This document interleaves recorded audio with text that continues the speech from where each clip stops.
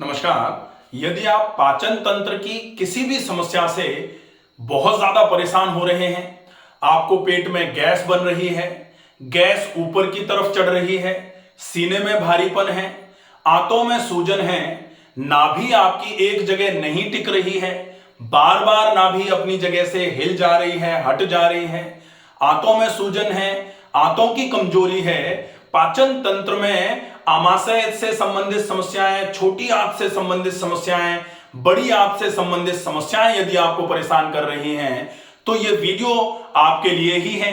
Please इस video को अंत तक जरूर देखें ताकि हम यह समझें कि पाचन तंत्र की किसी भी समस्या का मूल कारण क्या है और आप अगर उस कारण को जैसे तैसे करके हटा देंगे तो पाचन तंत्र की किसी भी प्रकार की समस्या में जड़ से बिल्कुल आराम होना चालू हो जाएगा। अगर आप इस चैनल पर नए हैं तो प्लीज इस चैनल को सब्सक्राइब भी जरूर कर लीजिए। पाचन तंत्र में सबसे पहले ये जो आहार नाल है, आहार नाल आमाशय में इस तरीके से कंटिन्यू होती है और आमाशय जो है आंत में ऐसे करके कंटिन्यू करता है अपने आप को, और आंत जो है वो इस तरीके से बड़ी आंत में अपने आप को कंटिन्यू करती है और बड़ी आंत जो है वो यहां आकर के ऐसे एनस पर एंड होती है। तो पाचन तंत्र मुंह से चालू हुआ और यहां गुदा मार्ग तक पहुंचा। बीच का जितना भी हिस्सा है ये पूरा का पूरा हिस्सा पाचन तंत्र ही कहलाता है। अब पाचन तंत्र से संबंधित रोग जो है, समस्याएं जो हैं, वो तीन भागों में अपने आप को बांटती हैं। सबसे पहली आमाशय जो है इससे रिलेटेड प्रॉब्लम। दूसरी ये जो छोटी आंत है, छोटी आंत से संबंधित समस्याएं। और तीसरी ये जो बड़ी आंत है, बड़ी आंत से संबंधित, यहां से लेके ये असेंडिंग कोलोन, ये ट्रांसवर्स कोलोन, ये डिसेंडिंग, ये सिग्मोइड, रेक्टम और एनस, तो ये बड़ी आंत ये हो गया। अब कुछ समस्याएं यहां जो होता है, ये मुंह में दांत है, जीभ है, गाल है, फेरिंग्स है, इससे संबंधित भी कुछ समस्याएं होती हैं। आहार नाल से संबंधित भी कुछ समस्याएं होती हैं। इन सारी समस्याओं का कारण क्या है? सबसे पहला कारण जो होगा वो कारण होगा आपके आमाशय में। अगर आपके आमाशय में दिक्कत एक बार आना चालू हो गई तो डेफिनेटली ये मान लीजिए आपका पूरा पाचन तंत्र स्वस्थ नहीं रह सकता। अब आमाशय में समस्या आएगी तब फिर पूरे पाचन तंत्र में दिक्कतें होना चालू हो जाएंगी। लेकिन आमाशय में समस्या क्यों आएगी ये सोचने वाली बात है।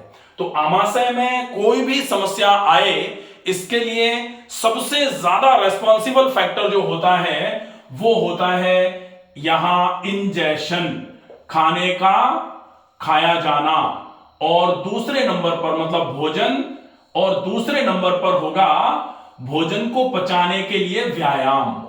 तो अगर इन दोनों का संतुलन बिगड़ा, जैसे ही इन दोनों का संतुलन बिगड़ेगा पेट से, आमाशय से संबंधित समस्याएं आना चालू हो जाएंगी, और जैसे ही आमाशय से संबंधित समस्याएं आना चालू हो गई तो फिर आहार नाल से संबंधित समस्याएं भी आ जाएंगी, छोटी आंत और बड़ी आंत से संबंधित समस्याएं भी जल्दी ही आपके पूरे पाचन तंत्र को परेशान करना चालू कर देंगी।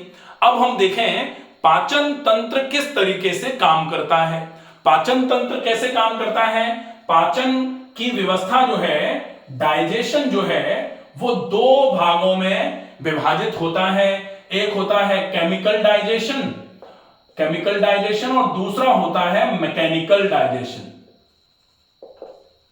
ठीक है, केमिकल डाइजेशन और मैकेनिकल डाइजेशन।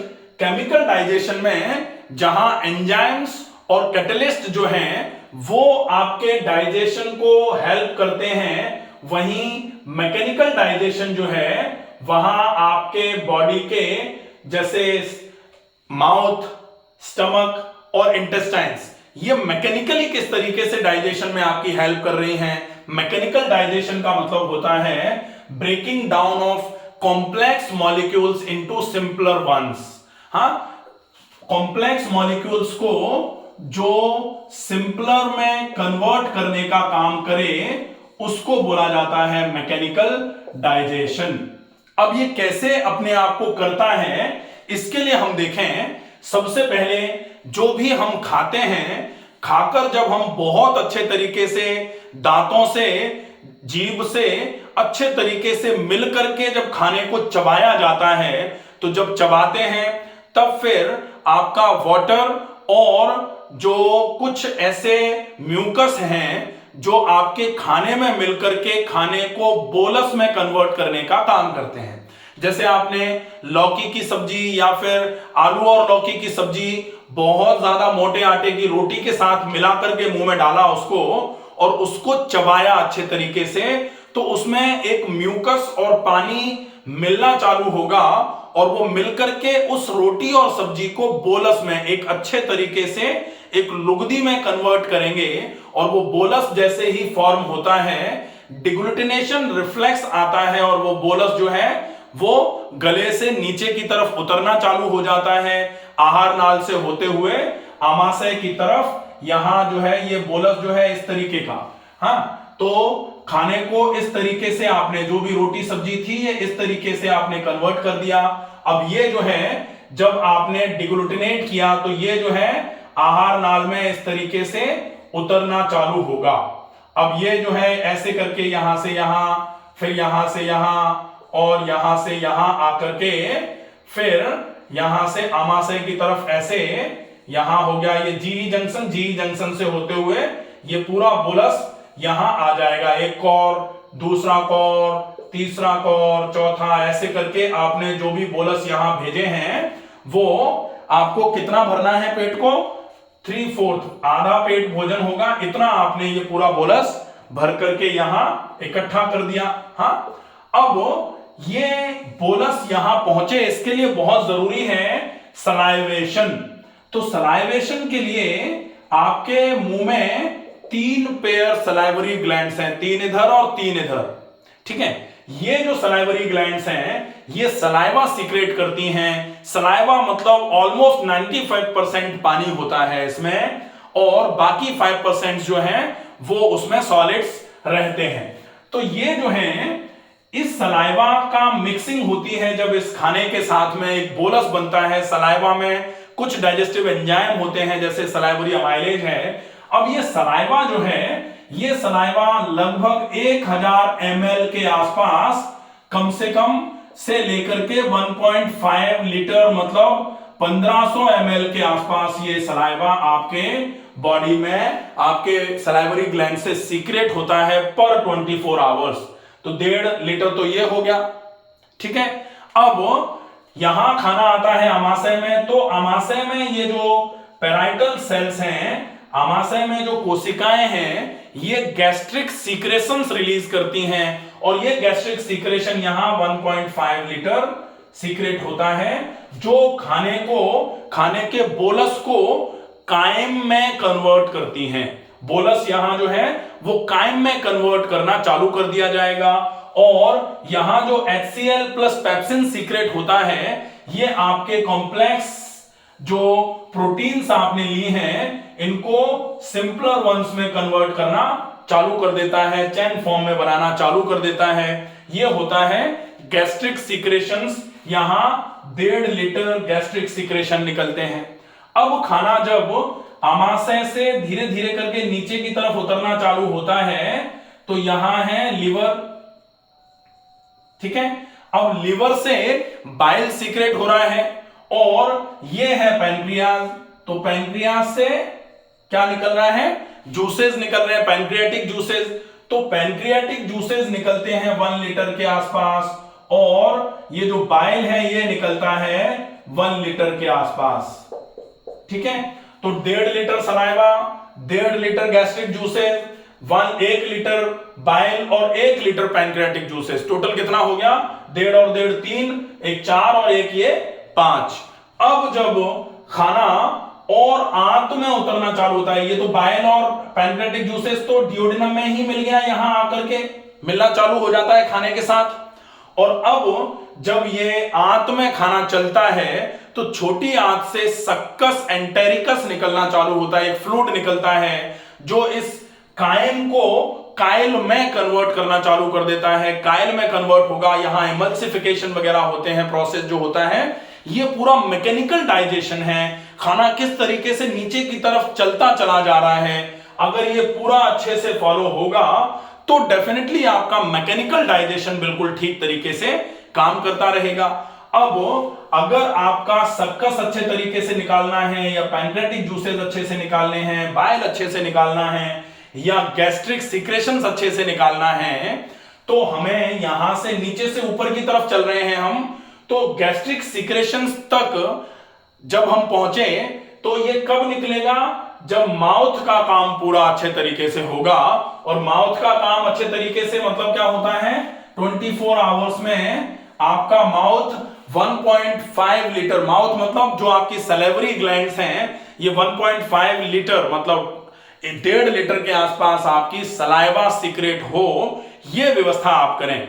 और 1.5 लीटर सलाइवा सीक्रेट हो, हम देखें कि हम खाना खाते हैं कितनी जल्दी में खा लेते हैं, और लोग कहते हैं कि इतना चबा के कैसे खाया जाएगा, इतना पॉसिबल ही नहीं है चबाना। तो आपको अगर पाचन तंत्र की सभी समस्याओं को ठीक करना है, चाहे आमाशय से संबंधित गैस्ट्राइटिस में फंडल gastritis, corporal gastritis, enteral gastritis, पूरा पेन गैस्ट्राइटिस हो, चाहे वो इसोफेजाइटिस हो, जीआरडी हो, लेक्स एलियस हिल ग्रेड हो, या फिर ड्यूडेनाइटिस हो, या फिर एंटेराइटिस हो, या फिर क्रॉन्स या आपकी कोलाइटिस हो जिसको आईबीडी बोला जाता है, इन सब का ट्रीटमेंट कब होगा, जब आप अपने यहां पर इंजेक्शन पर फोकस करोगे। और इंजेक्शन पर फोकस कैसे करना है कि आपको सलाइवेशन प्रॉपर करवा लेना है। सलाइवेशन 1.5 लीटर आपका सलाइवा निकालना है आपको, तो खाने को बहुत ज्यादा चबा के खाने की आवश्यकता है, ये विशेष ध्यान रखना पड़ेगा। और फिर मैंने बार बार बताया है कि केवल खाने को चबा के खाने पर फोकस करने से बात नहीं बनेगी, चबा के खाना इज मोस्ट इंपॉर्टेंट, लेकिन आपको किसको चबा के खाना है वो भी ध्यान रखना पड़ेगा। अगर आप आलू के पराठे रोज बहुत चबा के खाओगे तो चबा के खाने का फायदा तो मिलेगा, लेकिन आलू के पराठे खाने का नुकसान भी मिलेगा डेफिनेटली। अगर आप रोज ही मैदा खाओगे, रोज ही बहुत ज्यादा डीप फ्राइड खाओगे, तो डेफिनेटली आपको चबाने का फायदा तो मिलेगा चबा के खा रहे हैं तो, लेकिन कंटेंट अगर खराब है तो उस खराब कंटेंट के पेट में पहुंचने का नुकसान तो आपको भुगतना ही पड़ेगा। आप बहुत चबा के खा रहे हो लेकिन समय गलत है, तो काल अशुद्धि अगर होगी तो उसका नुकसान आपको भुगतना ही पड़ेगा। बहुत चबा के खा रहे हैं लेकिन क्वांटिटी अगर आपने ज्यादा खा दी है, या फिर आपने क्वांटिटी बहुत कम ली है, तो क्वांटिटी की कमी या ज्यादा भी आपके लिए नुकसानदायक तो रहेगी ही। इसलिए इन चारों पॉइंट्स पर आपको प्रॉपर फोकस करना चाहिए। आशा है ये वीडियो आपको पसंद आएगा। इसमें बेसिकली लोग कहते हैं कि ट्रीटमेंट तो बताया ही नहीं, बेसिकली ये ट्रीटमेंट ही है, आप इसको समझें। इसको अगर अच्छे तरीके से समझेंगे तो आपको यह समझ में आएगा कि आप जो भी खा रहे हैं उसको अगर बहुत अच्छे तरीके से चबाकर खाएंगे, तो आपका अगर सलाइवरी ग्लैंड्स ने अपना काम पूरा कर दिया और आपने अपना काम अच्छा खाना अच्छे समय पर अच्छी मात्रा में खाया है, बहुत चबा करके खा करके सलाइवेशन प्रॉपर लाए हैं आप, तो फिर आमाशय में जो खाना आएगा, फिर गैस्ट्रिक सिक्रेशंस प्रॉपर निकलेंगे, फिर बाइल प्रॉपर निकलेगा, फिर पैनक्रियाटिक जूसेस प्रॉपर निकलेंगे, उसके बाद फिर सक्कस प्रॉपर निकलेगा और पूरा खाना अच्छे तरीके से ऊपर से नीचे की तरफ बढ़ता चला जाएगा। इंटेस्टाइन से पूरा एब्जॉर्ब होंगे वाइटल न्यूट्रिएंट्स, और फिर जो बेकार का बच जाएगा वो प्रॉपर तरीके से एलिमिनेट होना चालू हो जाएगा। आप किसी भी पाचन तंत्र की समस्या से बहुत परेशान नहीं होंगे। आशा है ये वीडियो पसंद आएगा, ज्यादा से ज्यादा लोगों तक शेयर करें प्लीज। इस बात का जरूर ध्यान रखें कि ट्रीटमेंट अगर आपको परमानेंट करना है तो आपको समझने की आवश्यकता है। नुस्खों से इलाज नहीं हो सकता, नुस्खों से आपको सिम्टोमेटिक रिलीफ जरूर मिल सकता है, लेकिन अगर आपको अपनी बीमारी से छुटकारा पाना है तो आपको बीमारी की जड़ को पहचानना पड़ेगा, और जड़ पहचान करके जड़ को आपको खत्म करना पड़ेगा। बीमारी जड़ से खत्म हो जाएगी। स्वस्थ रहिए, सुरक्षित रहिए। धन्यवाद।